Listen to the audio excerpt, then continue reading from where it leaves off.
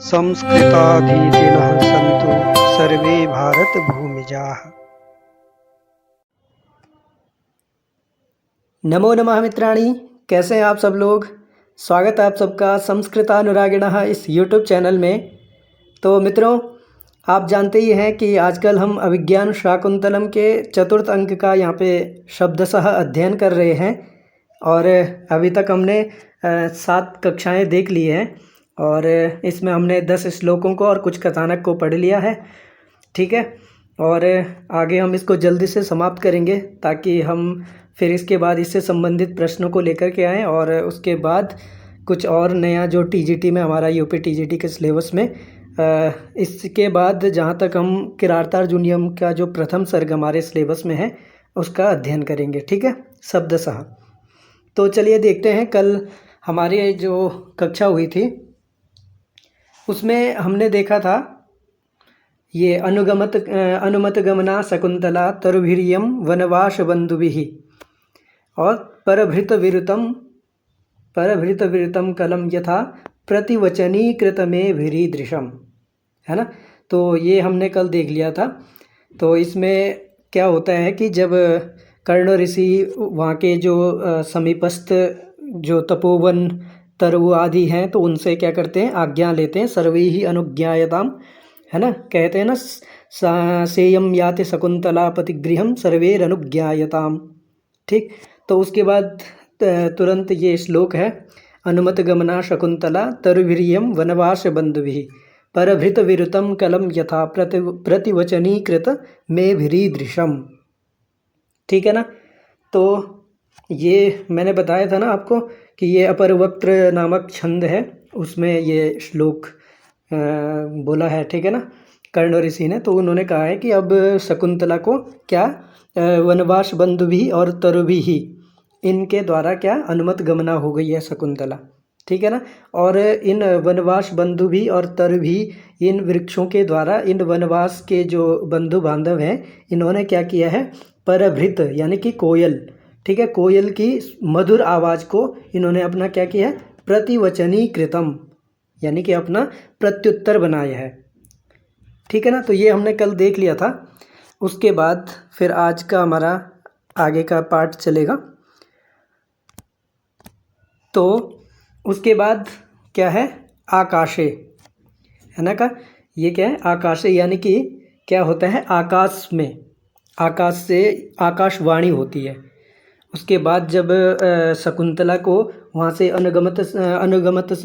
क्या है, अनुमत गमना शकुंतला हो गई है, जब उसको आज्ञा मिल गई है वहाँ के वनवास बंधु भी और वृक्षों के द्वारा, तो उसके बाद आकाश जैसे ही वो फिर आगे बढ़ते हैं, है ना, कर्ण ऋषि जब वो सब विदाई हो रही है तो वो जैसे ही आगे अपने मार्ग में आगे प्रस्थ होते हैं, निकलते हैं, तो उसके तुरंत बाद क्या होता है, आकाशवाणी होती है। ठीक है। तो आकाशवाणी के उससे भी क्या होता है, शकुंतला को आशीर्वाद प्रदान किया जाता है ना। तो उसी को हम देखेंगे अब कि क्या आकाशवाणी हुई है। ठीक है ना, श्लोक के माध्यम से आकाशवाणी हो रखी है, तो वो हम देखते हैं। ठीक है। तो रम्यांतरः कमलिनी हरितैः सरोभिः छायाद्रुमैर्नियमितार्कमयूखतापः भूयात्कुशेशरयजो मृदुरेणुरस्याः शान्तानुकूलपवनश्च शिवश्च पन्थाः। रम्यांतरः कमलिनी हरितैः सरोभिः छायाद्रुमैर्नियमितार्कमयूखतापः भूयात्कुशेशरयजो मृदुरेणुरस्याः शान्तानुकूलपवनश्च शिवश्च पन्थाः। ठीक है।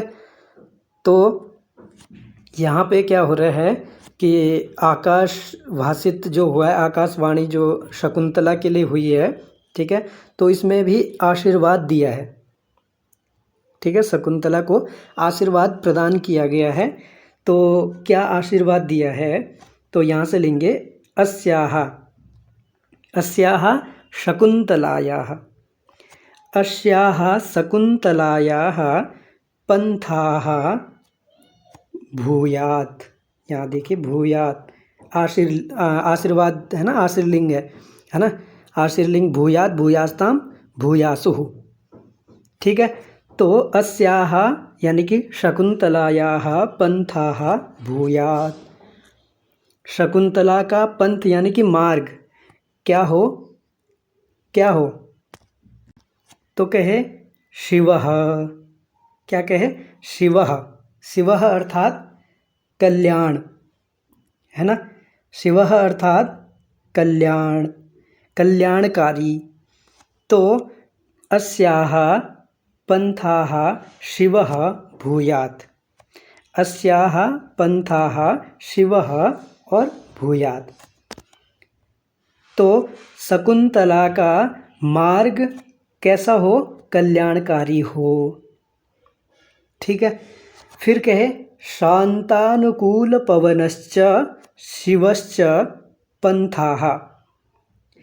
यानी कि शांतानुकूल पवनश्च, शांत और अनुकूल पवन हो। कैसा कैसा मार्ग हो, तो कल्याणकारी कैसे होगा मार्ग, तो कल्याणकारी मार्ग होगा शांत और अनुकूल पवन जहाँ बहे।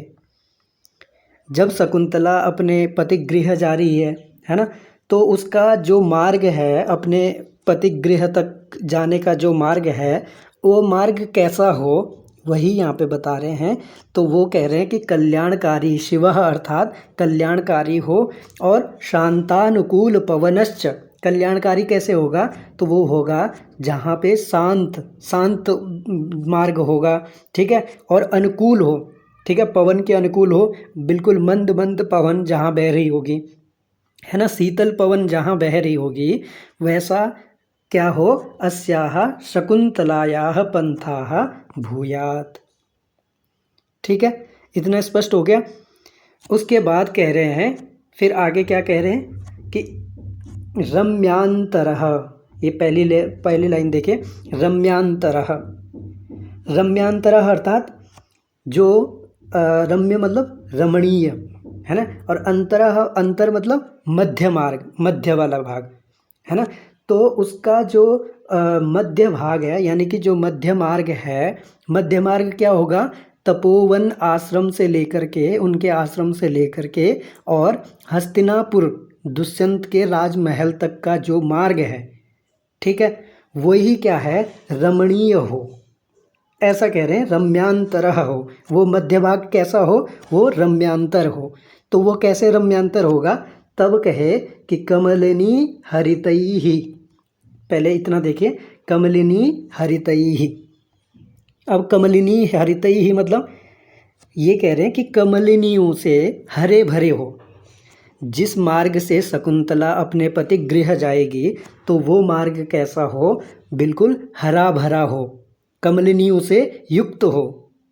जहाँ आसपास में जो क्या बोलते हैं, जब वह आश्रम से जब वो निकल रही है, तो उस जो मार्ग के अगल बगल में बहुत अच्छे अच्छे फूलों के वृक्ष हों और पूरा हरा भरा हो।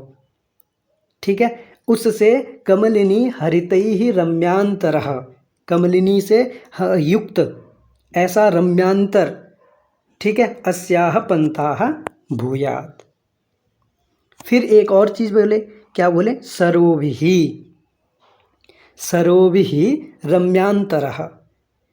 उसका मार्ग कैसा हो, कैसे वो रमणीय हो, तो सरोभिः यानी कि तालाबों से युक्त, है ना, तालाबों से रमणीय हो। आसपास में जहाँ से शकुंतला निकल रही होगी, तो उसके आसपास में क्या हो, तालाब हो, है ना, बहुत सुंदर सुंदर तालाब हो, जिसमें बहुत अच्छे अच्छे कमल खिले हों। ऐसे तालाबों के बीच से जिसका रास्ता हो, ठीक है, ऐसा रास्ता हो। तो कमलिनी हरितैः सरोभिः रम्यांतरः अस्याः पंथाः भूयात्।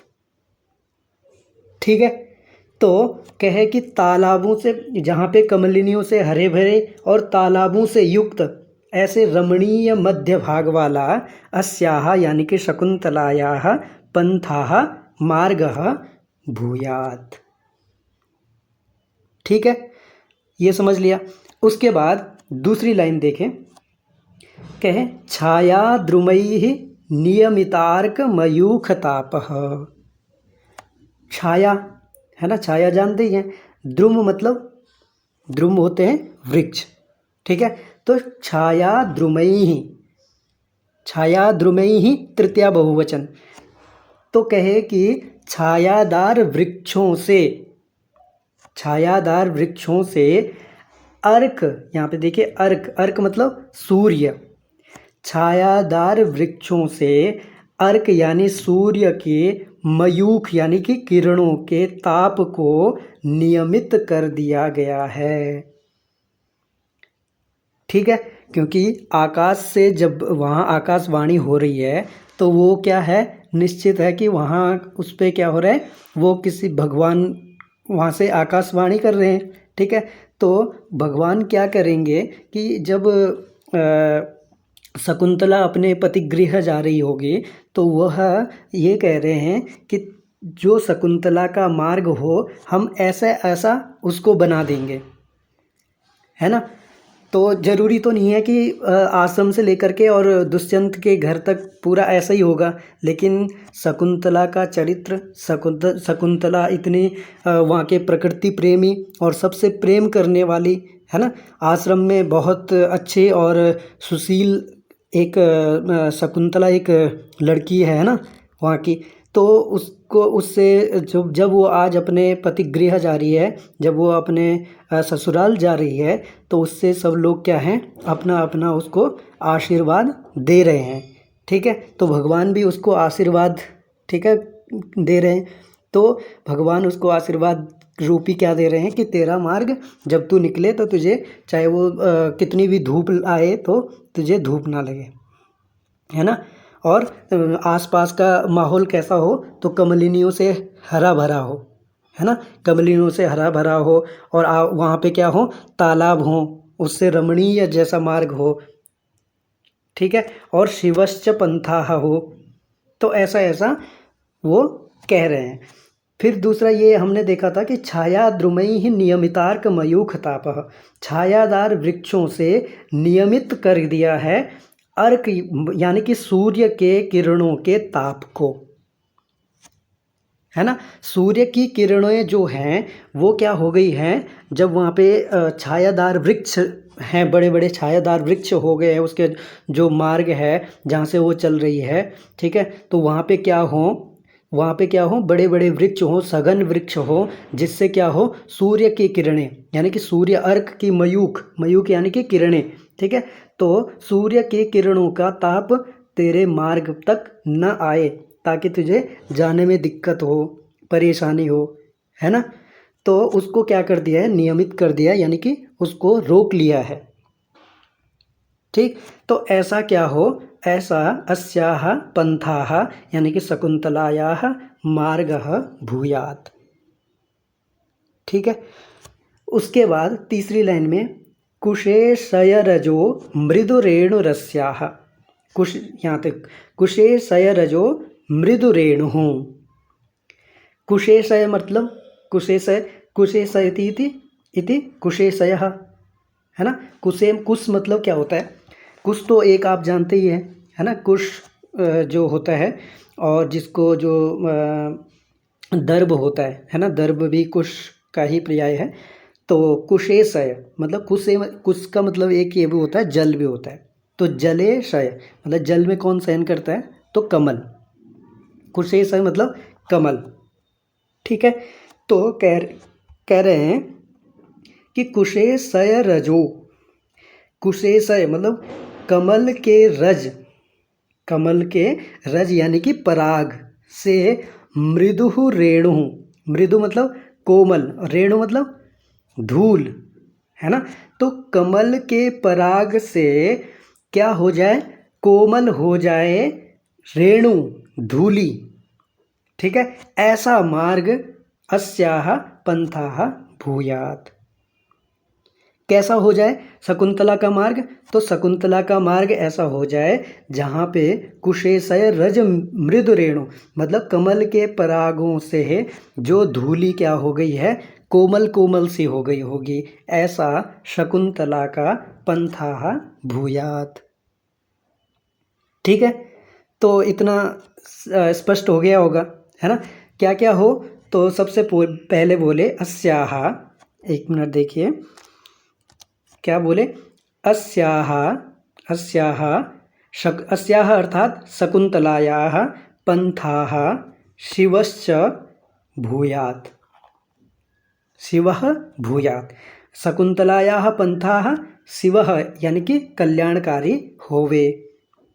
कल्याणकारी कैसे होए?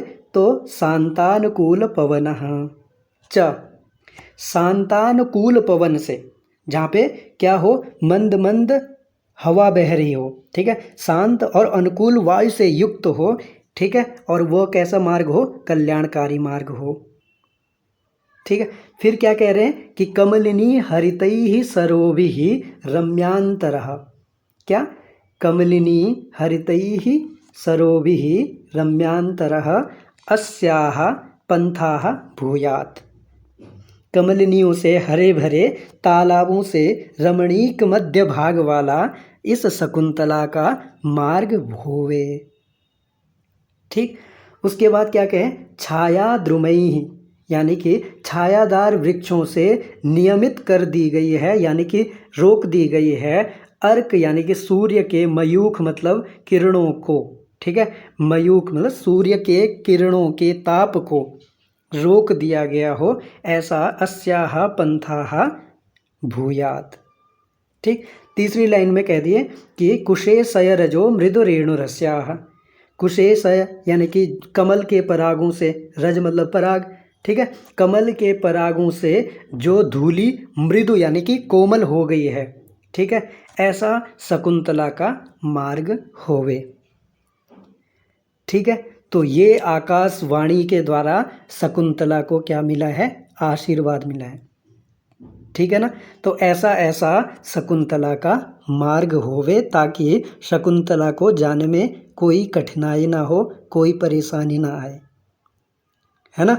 उसके मार्ग में फूलों को बिछा दिया है, पुष्प बिछा रखे हैं, है ना, पुष्पों की पंखुड़ियों को बिछा करके, ताकि शकुंतला के जो कोमल कोमल पैर हैं उनमें कोई परेशानी ना हो। ठीक है, कितनी भी दूर तक पैदल जाना पड़े तो उसको कोई समस्या ना आए। ठीक है, तो ये स्पष्ट हो गया होगा।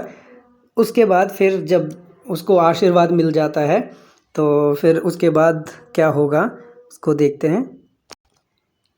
सर्वे सविस्मयम् आकर्णयन्ति, सर्वे सविस्मयम् आकर्णयन्ति, सभी क्या करते हैं, विस्मय के साथ, मतलब अब चौंक गए हैं, चौंकेंगे ना, क्योंकि आश्चर्य हो गया है कि शकुंतला को आकाशवाणी के माध्यम से भी आशीर्वाद मिल रहा है ना।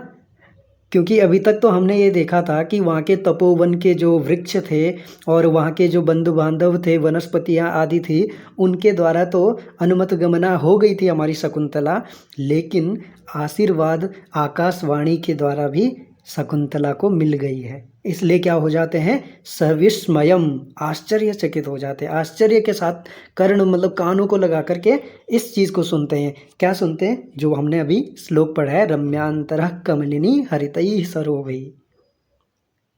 ठीक है, क्योंकि शकुंतला क्या है, एक चरित्रवान है ना, गुणवती है कि नहीं है, तभी ना इतना उसको आशीर्वाद दे रहे हैं, है ना। पहले उसको रेशमी वस्त्र दिए वनवास बंधुओं ने, है ना, वहाँ के वृक्षों ने उसको अनेक प्रकार के उपहार दिए। उसके बाद उसको पतिगृह जाने के लिए क्या किया, अनुमत गमना यानी कि आज्ञा दी, अपने आशीर्वाद दिया। ठीक है, उसके बाद आशीर्वाद मिलने के बाद फिर आकाशवाणी के द्वारा भी उसको क्या हुआ है, आशीर्वाद प्रदान हुआ है।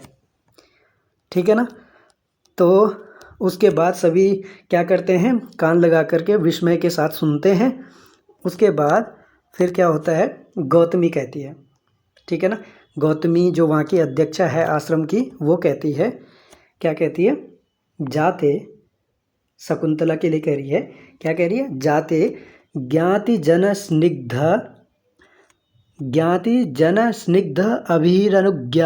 अनुज्ञात गमना असि तपोवन देवताभिः प्रणम भगवती ही। ठीक है, कह रही है कि शकुंतले ज्ञाति यानी कि ज्ञाति मतलब होता है जो तुम्हारे क्या होते हैं, बंधु बांधव होते हैं, है ना, जो तुम्हारे अपने सगे संबंधी होते हैं। ठीक है, वही क्या होते हैं, ज्ञाति जन होते हैं। तो क्या कह रही है, ज्ञाति जन स्निग्धाभिः अर्थात बंधु बांधवों के समान जो प्रेम करने वाले, है ना। यहाँ से देखिए, ज्ञाति जन स्निग्धाभिः तपोवन देवताभिः, है ना, तृतीया बहुवचन है। तो ज्ञाति जन यानी कि जो हमारे सगे संबंधी हैं, शकुंतला को मानने वाले हैं, शकुंतला को प्यार करने वाले हैं, जो उसके प्रेमी हैं, ठीक है, उससे प्रेम करने वाले हैं, ऐसे बंधु बांधवों के द्वारा। और वो बंधु बांधव कौन है, तपोवन देवताभिः। कौन है, तपोवन देवताभिः। क्यों, क्योंकि शकुंतला जो है वो आश्रम में रहती है, ठीक है, तो उसके बंधु बांधव कौन होंगे, वहाँ के तपोवन के आपस के जो देवता, वन देवता हैं। वन देवता यहाँ की, वहाँ के वृक्ष हो गए, पौधे हो गए, पुष्पों के लताएं हो गई, ठीक है, वही उसके क्या हैं, बंधु बांधव हैं। तो गौतमी क्या कह रही है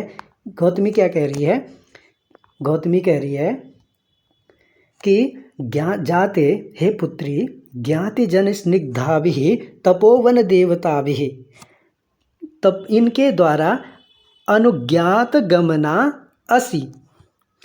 क्या कह रही है, अनुज्ञात गमना असि, तुम क्या हो गई हो, तुम क्या हो गई, अनुज्ञात गमना हो गई हो, यानी कि उनके द्वारा तुम्हें जाने की अनुमति मिल गई है ना।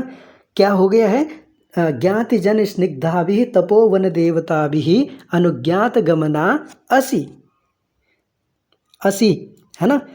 तुम क्या हो गई हो, अनुज्ञात गमना हो गई, यानी कि तुम्हें अनुमति प्रदान हो गई है, तुम्हें अनुमति मिल गई है। जो तुम्हारे तपोवन के जो सगे संबंधी थे, जो तुम्हारे बंधु बांधव, भाई बहन, जो तुम्हारी सहेलियां इत्यादि वहाँ के जो भी थे, उनसे तुम्हें क्या मिल गई है, अनुज्ञात गमना, अनुमति मिल गई है। इसलिए क्या करो, भगवती ही प्रणमा। भगवती ही, ये क्या है, भगवती ही द्वितीया का बहुवचन है। जैसे नदी का नदी ही द्वितीय बहुवचन में बनता है ना, वैसे भगवती का द्वितीय बहुवचन में क्या बनेगा, भगवती ही, यानी कि इन भगवतियों को प्रणमतात, प्रणमंतु और प्रणम मध्यम पुरुष, एक वचन लोट लकार। ठीक है, इसलिए क्या करो तुम, इन भगवतियों को, इन देवियों को क्या करो, प्रणाम करो। ठीक है ना, इन देवी देवताओं को क्या करो, प्रणाम करो। उसके बाद क्या करती है शकुंतला, ये शकुंतला है, ठीक है ना। शकुंतला क्या करती है उसको देखते हैं। शकुंतला, ठीक है, शकुंतला क्या करती है, सप्रणामम परिक्रम्य, सप्रणामम मतलब ऐसे परिक्रम्य यानी कि घूम करके, ठीक है, घूम करके थोड़ा सा घूमती है और सभी के हाथ जोड़ करके ऐसे घूम करके सभी वनस्पति, वहाँ के वृक्षों, वहाँ के सभी जो वन देवता हैं उनको क्या करती है, प्रणाम करती है ना, प्रणाम करती है। और जनांतिकम, जनांतिकम क्या होता है, जनांतिकम एक ऐसे क्या होता है कि ऐसे घूमती है और किसी सहेली के साथ क्या करती है, कुछ बात करती है। और कैसे बात करती है, जनांतिकम से। जनांतिकम मतलब ऐसे हाथ को गालों में लगा करके ऐसे दबा करके ताकि कोई सुन न ले। तो ऐसे जैसे कान में कहते हैं ना, हाथ लगा करके कि अच्छा हाँ ऐसा हुआ था, ये हुआ था, कुछ ऐसी जो भी बात हो जिसको मतलब किसी अन्य को नहीं सुनाते हैं ना वो, तो उसको जनांतिक कहते हैं कि ताकि कोई और ना सुने, जिसको हम बता रहे हैं वही सुन पाए। तो उसके कान में हाथ लगा करके ऐसा कुछ बोलने वाली है शकुंतला। ठीक है। तो शकुंतला किसे कह रही है वो देखते हैं। कह रही है हला प्रियम वदे। तो कान लगा कर हाथ में जैसे अपने होठों पे हाथ लगा करके और किसके कान में बोल रही है, तो प्रियमवदा के। हला प्रियमवदे, हे प्रियमवदा, हे सहेली, हे सखी, आर्यपुत्र, क्या कह रही है, आर्यपुत्र दर्शनोत्सुकयाः अपि आश्रमपदं परित्यजन्त्याः दुःखेन मे चरणौ पुरतः प्रवर्तते। क्या कह रही है शकुंतला, हे प्रियमवदा, हे प्रियमवदे, आर्यपुत्र दर्शनोत्सुकयाः। आर्यपुत्र यानी आर्यपुत्र कौन, दुष्यंत। आर्यपुत्र मतलब जो क्या हो, कुलीन हो, कुलीन व्यक्ति हो, ठीक है ना, आर्यपुत्र उसको कहते हैं। तो आर्यपुत्र के दर्शन, आर्यपुत्र के दर्शन की उत्सुकता तो मुझे बहुत है। क्या कह रही है, आर्यपुत्र के दर्शन की मुझे बहुत ज़्यादा उत्कंठा है। तथापि, ठीक है, आर्यपुत्र दर्शनोत्सुकयाः अपि आश्रम पदम, आश्रम पदम यानी कि जो आश्रम का ये स्थान है, पदम यानी कि स्थानम, आश्रम पदम जो ये स्थान है आश्रम का, आश्रम की जो ये भूमि है, पवित्र भूमि है, क्या कह रही है, परित्यजन्त्या, ये क्या हो रही है, मुझे छोड़ते हुए, मतलब मुझे इसको छोड़ने में, परित्यजन्त्या यानी कि मुझे इसको छोड़ने से, मैं चरणों यानी कि मैं मतलब मम, चरणों द्विवचन, मम चरणों, दुखेन यानी कि दुख के साथ, पुरतः प्रवर्तते। क्या बोल रही है कि मैं चरणों यानी कि मेरे चरण, मेरे ये जो चरण हैं, मेरे पैर जो हैं, ये आगे की ओर दुख के साथ क्या हो रहे हैं, बढ़ रहे हैं। हालांकि एक तरफ ये भी कह रही है कि आर्यपुत्र की उत्कंठा, मतलब उनके दर्शन की, उन्हें देखने की, उनको जो भी शकुंतला के मन में होगा आर्यपुत्र दुष्यंत के प्रति, उनको देखने की उत्कंठा तो है ही, तभी वो इतना परेशान रहते थे, है ना, उसको किसी की सुध नहीं रहती थी। ये आप जानते ही हैं कितना उसको प्रेम है, ठीक है, और गर्भ में एक बच्चा भी है। तो अवश्य है कि शकुंतला को दुष्यंत को पाने के लिए और उसको देखने के लिए बहुत उत्कंठा होगी। तथापि जो वो अब अपने घर से निकल रही है, अब उसे पता है कि मेरी विदाई होने वाली है और अब मैं यहाँ कभी कभी आ पाऊँगी, अब मेरा घर ये नहीं रह गया है, अब मेरा घर कहीं अन्य ही होगा।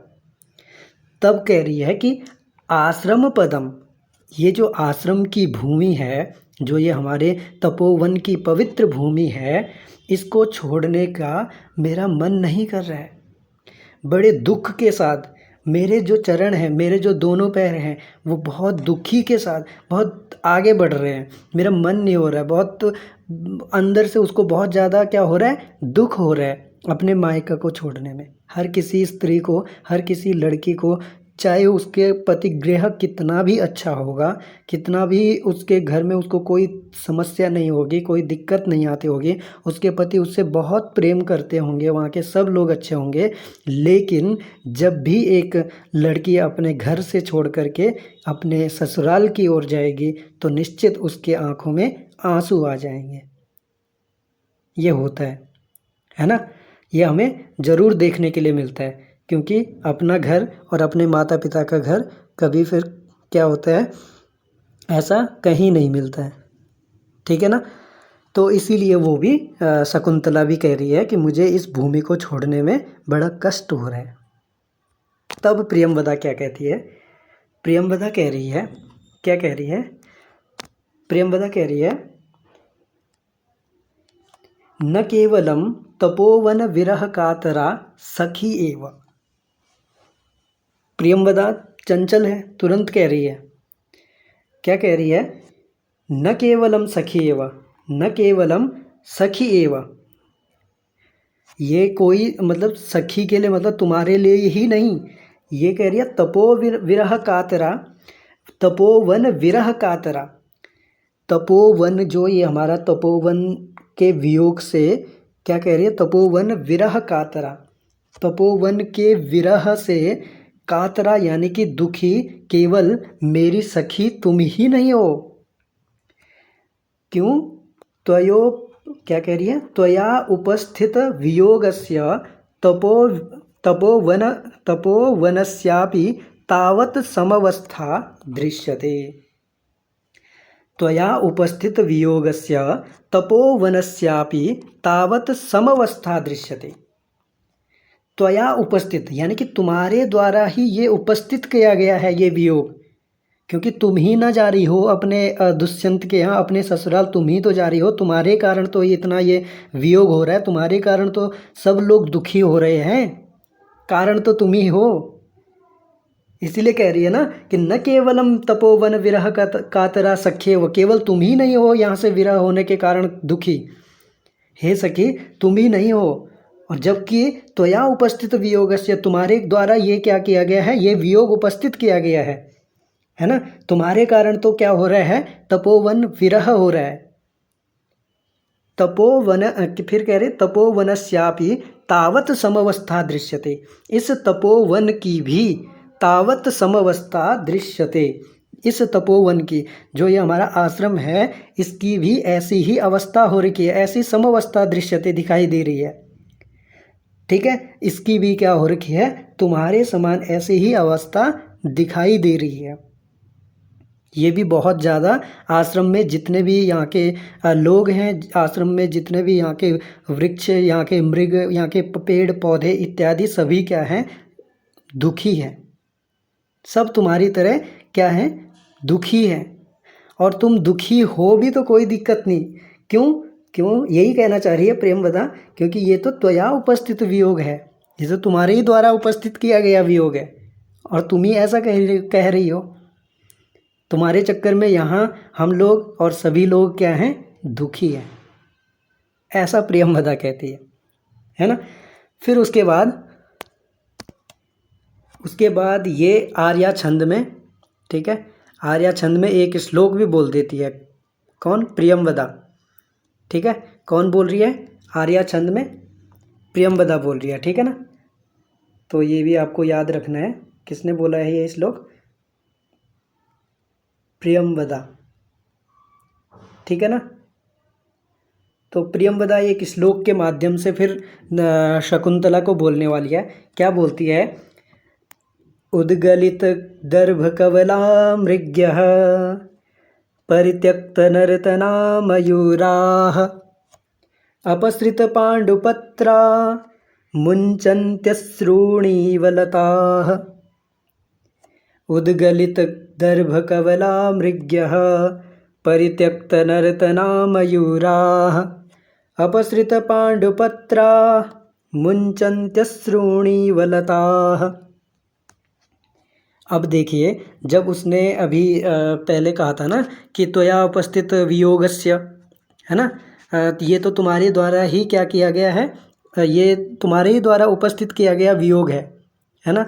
और यहाँ तपोवनस्यापि तावत् समवस्था दृश्यते, तपोवन की भी ऐसी ही तुम्हारी तरह स्थिति हो रखी है, समान अवस्था हो रखी है ना। सभी लोग क्या है? दुखी हो गए हैं तुम्हारे जाने से। तो कौन कौन दुखी हो रखे हैं, कैसे कैसे हो रखे हैं, तो वही यहाँ श्लोक के माध्यम से आर्या छंद में प्रियंवदा बताती है। कहती है उद्गलित दर्भ कवला मृग्यः। उद्गलित दर्भ कवला मृग्यः। मृग्यः ये क्या है? मृगी, मृग्यो मृग्यः। मृगी यानी कि हरिणी, है ना, मृगिया। क्या कह रही है? मृगियों ने दर्भ कवला, दर्भ कवला यानी कि कुशों के ग्रास को, दर्भ यानी कि दर्भ मतलब कुशा, है ना, कुशा के कवल यानी कि कौर, जो बाइट होता है, जो खाने को हम हाथ में लेते हैं, तो उनको जैसे मुंह में रखा उन्होंने, और ऐसे सुना कि शकुंतला की आज विदाई है और शकुंतला अपने पति गृह जा रही है, तो उन्होंने उस कौर को क्या कर दिया है? उद्गलित कर दिया है, यानी कि उसको उद्गीर्ण कर लिया है, उसको उगल दिया है। समझे? कह रहे हैं कि उद्गलित दर्भ कवला मृग्यः। क्या कह रही है प्रियंवदा?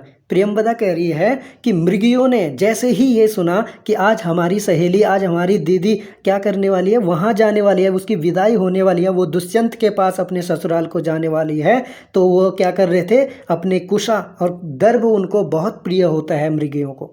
मृगों को क्या होता है, दर्भ यानी कि कुशा अत्यधिक, जैसे आप लोगों को गुलाब जामुन और चाउमीन इत्यादि जो भी आप लोगों को पसंद होता है, वैसे ही मृगों को क्या होता है, दर्भ यानी कि कुशा अत्यधिक प्रिय होता है, उनको बहुत अच्छा लगता है खाने के लिए, कहाँ कहाँ नहीं चले जाते हैं उसको खाने के लिए।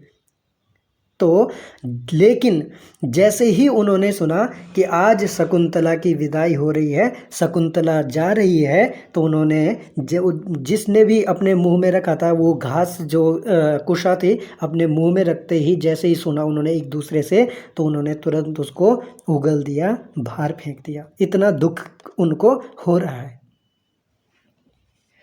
और ये दुख क्यों हो रहे हैं, क्योंकि वहाँ के जो मृगियाँ सब क्या करते थे, वहाँ आश्रम में आते थे और शकुंतला उनसे इतना प्रेम करती थी कि उनको अपने हाथों से इधर उधर से तोड़ करके यहाँ से वहाँ से ले करके आती थी और क्या करती थी, उनको अपने हाथों से खिलाती थी, उनको अपने हाथों से पानी पिलाती थी। ठीक है, जब भी कोई मृगी को कोई दिक्कत होती थी, कोई दर्द होता था, कहीं गिर जाती थी, तो उनको कुछ ऐसी औषधियाँ वहाँ आश्रम के आसपास में जो भी जड़ी बूटियाँ होती थी उनको लगाती थी। इतना उनको प्रिय थे, इतना शकुंतला इतना प्रेमी थी, प्रकृति प्रेमी, तभी ना उसको आज आकाश भाषित के द्वारा भी क्या मिला है, आशीर्वाद मिला है। वहाँ के वन देवताओं ने भी शकुंतला को आशीर्वाद प्रदान किया है, और कर्ण ऋषि तो उसके पिता हैं, तो वो तो देंगे ही। तो अब आप समझ सकते हैं कि शकुंतला कैसी स्त्री होगी, है ना। तो उद्गलित दर्भ कवला मृग्यः, मृगियों ने क्या कर दिया है, ऐसे सुनने के बाद अपने जो दर्भ यानी कि कुशा के कौर को उगल दिया है। फिर दूसरी बात क्या कह रहे हैं, मयूराह यानी कि मयूर, ठीक है, मोर क्या है, परित्यक्त नर्तना मयूराह, मयूराह के परित्यक्त नर्तनाः, मयूरों ने यानी कि मोरों ने क्या कर दिया है, परित्यक्तम नर्तनम, परित्यक्त कर दिया है यानी कि छोड़ दिया है। मोरों को नाचना बहुत प्रिय होता है ना, मोरों को नाचना बहुत प्रिय होता है। और जैसे ही वो नाच रहे थे और जैसे उनको पता चला कि आज हमारी जो बहन है, आज हमारी जो शकुंतला सखी है, ठीक है, जो वहाँ की मयूरियाँ होंगी वो भी नाच रही होंगी, तो जब उन्होंने सुना कि आज वो जाने वाली है, तो उन्होंने परित्यक्त नर्तना यानी कि उन्होंने नाचना छोड़ दिया। ठीक है, तो इतना प्रेम था शकुंतला के प्रति कि उन्होंने जैसे ही उन्होंने ये सुना कि वो जाने वाली है, तो मृगियों ने अपने कौर को उगल दिया है, ठीक है, और मोरों ने नाचना छोड़ दिया है। और दूसरी पंक्ति में देखिए, लताः अश्रूणि इव मुंचन्ति, लताः यानी कि जो लताएं हैं, ठीक है, लता, अब लता सिर्फ किसी एक वृक्ष के लिए नहीं बोला है, क्योंकि शकुंतला किसी पर्टिकुलर एक वृक्ष को नहीं प्रेम करती थी, एक वृक्ष को नहीं सींचती थी, वो तो संपूर्ण वहाँ पे जितने पेड़ पौधे हैं, चाहे वो आम का वृक्ष हो, चाहे वो सेब का वृक्ष हो, चाहे वो किसी भी प्रकार का कैसा भी वृक्ष हो, सबको पानी पिलाती थी, सबकी सेवा करती थी, सबको सींचती थी। इसीलिए लताः कहा है कालिदास जी ने। ठीक है, तो लता सबकी होती है।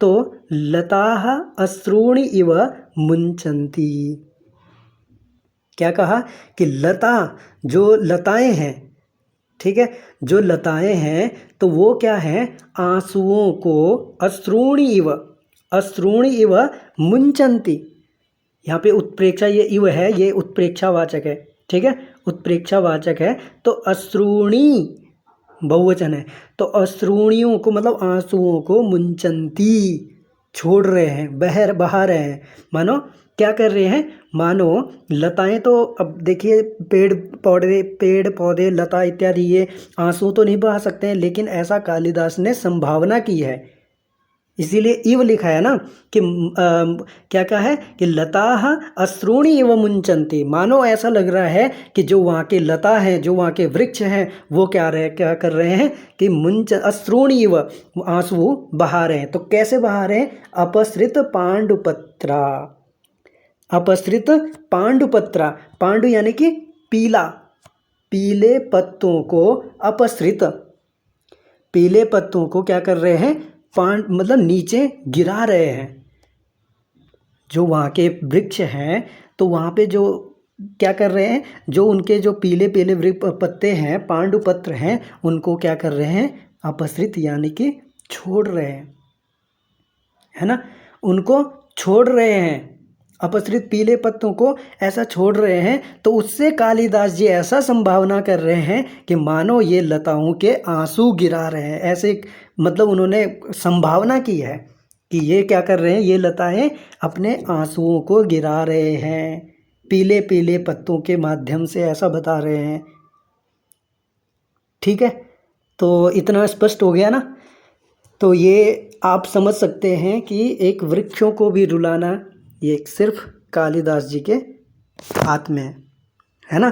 कालिदास जी का हाथ में मतलब कालिदास जी ही ऐसा कर सकते हैं। ठीक है ना।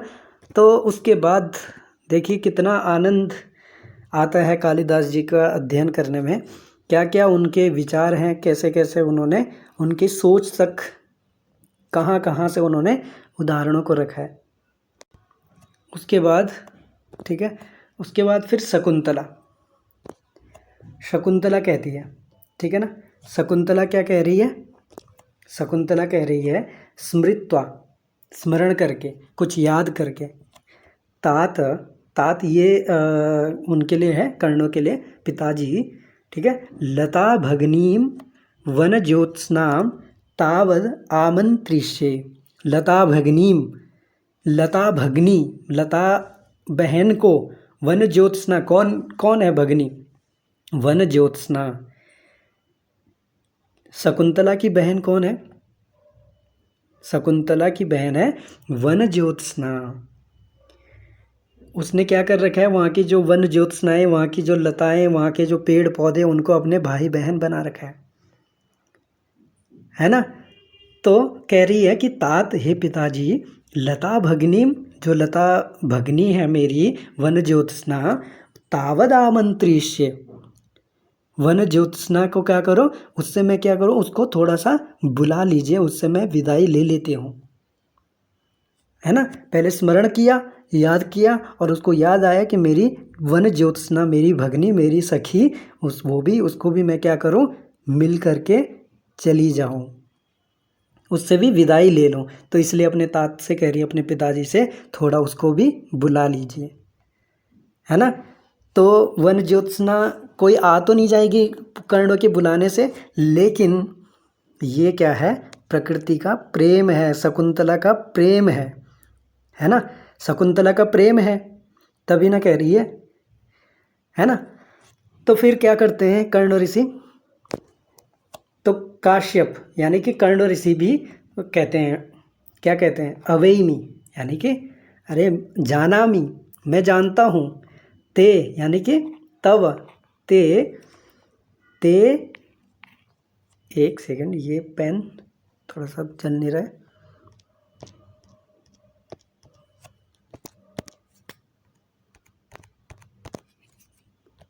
एक सेकंड थोड़ा सा। तो देखिए अवेमी यानी कि काश्यप कह रहे हैं, कर्ण ऋषि कह रहे हैं कि अवेमी यानी कि मैं जानता हूँ, ते तस्याम सौदर्या स्नेहम, ते यानी कि तव, तस्याम वन ज्योत्स्नायाम, तस्याम वन ज्योत्स्नायाम, ते सौदर्या स्नेहम अहम जानामि अवेमी, यानी कि मैं जानता हूँ तुम्हारा उस वन ज्योत्स्ना के प्रति कितना सौदर्य स्नेह है। कैसा सौदर्य स्नेह? सौदर्य स्नेह मतलब बहन जैसा, अपनी दीदी जैसा। सौदर्य किसको कहते हैं? जो एक ही उदर से क्या होते हैं, जन्मे होते हैं, एक ही उदर से जिनका जन्म होता है, ऐसा स्नेह जिनके होता है, वही सौंदर्य स्नेह कहलाता है ना। सौंदर्या हैं वन, क्या कह रहे हैं काश्यप, तुम क्या हो, सौंदर्या हो, सौंदर्या की तरह। जैसे एक ही पेट से दो बच्चों का जन्म होता है और उनका जो आपस में प्रेम होता है, वैसे ही तुम्हारा और वन ज्योत्सना का भी आपस में प्रेम है, ये मैं अच्छी तरह से जानता हूँ, ऐसा काश्यप कह रहे हैं। इसलिए वो कह रहे हैं कि इयम तावद दक्षिणेन, अरे ये क्या है, तुम्हारे दक्षिण हाथ में ही है, मतलब दाहिने, तुम्हारे दाहिने तरफ है, देखो जरा, ये वन ज्योत्सना क्या है, तुम्हारे दाहिने तरफ है, वहाँ देखिए, है ना। उसके बाद शकुंतला कह रही है, ठीक है, वन ज्योत्सना को देख करके, मतलब वहाँ जब वो कहते हैं कि तो तुम्हारे दक्षिण हाथ में है, ये हम तावत दक्षिणे ना, है ना, यह दक्षिण की ओर है वन ज्योत्सना। तो शकुंतला ऐसे दक्षिण की ओर मुड़ करके और वहाँ पे जाती है वन ज्योत्सना के पास और कहती है, क्या कहती है शकुंतला, उपेत्य लताम आलिंगय, उपेत्य यानी कि समीप जा करके, उसके पास जा करके, वन ज्योत्सना के पास जा करके, लताम आलिंग्य, लता को आलिंग्य, है ना, आलिंग्य यानी कि आलिंगन करके, उसको गले भेंट करके, ठीक है, ऐसा हाथों को, दोनों हाथों को फैला करके, और वहाँ पे जहाँ पे वन ज्योत्सना का वो है, पेड़ है, लता है, वहाँ पे ऐसे जा करके, ऐसे दोनों हाथों को फैला करके कहती है, वन ज्योत्सने, हे वन ज्योत्सने, है, हे मेरी प्रिय सखी, च्यूत संगतापि माम प्रति आलिंगे, आलिंग इतो गताभिः, क्या कह रही है, च्यूत संगतापि माम प्रति आलिंग इतो गताभिः शाखाभिः, क्या कह रही है कि च्यूत संगतापि, आम्र वृक्ष, च्यूत संगता मतलब आम्र वृक्ष, च्यूत मतलब होता है आम का वृक्ष, ठीक है, उससे संगता भी मतलब कि तुम उससे लिपटी, संगत मतलब उससे लिपटी हुई हो, है ना, उसकी वन ज्योत्सना की है, उसका पति है च्यूत संग, ऐसे कालिदास ने बताया है कि जो वन ज्योत्सना का पति है वो क्या है, च्यूत का यानी कि आम्र वृक्ष है ना। आम्र वृक्ष को वन ज्योत्सना का पति बताया, क्योंकि उसी पे, उसी वृक्ष पे वन ज्योत्सना लिपटी हुई है। तो कह रही है शकुंतला कि च्यूत संगतापि, उस पे लिपटी हुई होने पर भी तुम क्या करो, प्रति आलिंग इतोगताभिः, इतोगताभिः शाखाभिः, यानी कि तुम्हारी ये इधर उधर, इतोगता भी यहाँ से मतलब यहाँ से इधर, वहाँ से उधर, शाखाएं, शाखा रूपी बाहु भी, शाखा बाहु भी, शाखा जो वन ज्योत्सना की शाखा है ना, डालियाँ हैं इधर उधर फैली हुई हैं, तो वही कह रहे शाखा बाहु भी, जो शाखा रूपी बाहु तुम्हारी इधर उधर जा रही है, उनसे क्या करो, माम यानी कि मुझको, प्रति आलिंग, मुझको आलिंगन करो, मेरा आलिंगन करो, मेरे से गले मिलो। क्यों गले मिलो, तो कह रही है, अद्य प्रवृत्ति दूर परिवर्तिनी ते खलु भविष्यामि, अद्य प्रवृत्ति यानी आज से लेकर के, दूर परिवर्तिनी, क्या, दूर परिवर्तिनी, ते यानी कि दूर परिवर्तिनी, आज से लेकर के मैं, ते यानी कि तुमसे क्या हो जाऊंगी, खलु यानी कि निश्चित रूप से, दूर परिवर्तिनी भविष्यामि, आज से मैं अपने पति गृह जा रही हूँ, अपने ससुराल को जाने वाली हूँ, इसलिए मैं तुमसे क्या हो जाऊंगी, दूर परिवर्तिनी हो जाऊंगी, है ना, तुमसे दूर हो रही हूँ, तुमसे दूर जा रही, इसलिए तुम क्या करो कि जो तुम्हारी ये शाखा रूपी बाहु है ना, जो शाखा रूपी तुम्हारी भुजाएं हैं, उनसे मेरा क्या करो, आलिंगन करो, फिर न जाने हम कब मिलेंगे, कब मैं अपने ससुराल से अपने मायके आऊँ, है ना, कोई पता नहीं है, इसलिए तुम क्या करो, मेरा आलिंगन करो। तो आप समझ सकते हैं कि इस प्रकार का प्रेम, इस प्रकार का प्रकृति प्रेम वो कौन कर सकता है, सिर्फ शकुंतला कर सकती है। और इतना प्रेम शकुंतला कर रही है कि एक वृक्ष जो निर्जीव वृक्ष है उससे भी आलिंगन करने का प्रयास कर रही है ना। ऐसा भाव रख रही है, ऐसा उसमें ऐसा उसका वन ज्योत्सना के प्रति ऐसा भाव है कि वो मेरी बहन है, वो मेरी सखी है, इसलिए मैं उसको क्या करूं, आलिंगन करूं और उससे भी विदाई ले लूं। ये शकुंतला का प्रकृति प्रेम है। वहाँ के तपोवन के आसपास के जो तरु हैं, जो वहाँ के वृक्ष, वन देवता इत्यादि जो वहाँ के वनस्पति हैं, पेड़ पौधे हैं, उनके प्रति उसका क्या है, प्रेम है। तभी तो कहा है पातुम न प्रथमम व्यवस्यति जलम युष्माश्वपीते सुया, इसीलिए कहा है ना। तो इस प्रकार का आज की हमारी ये कक्षा यहीं पे समाप्त होगी, ठीक है ना। तो आगे फिर हम कल फिर पुनः यहाँ से आगे देखेंगे। आज के लिए हम इतना ही रहने देते हैं, ठीक है ना। तो नमो नमः, धन्यवाद।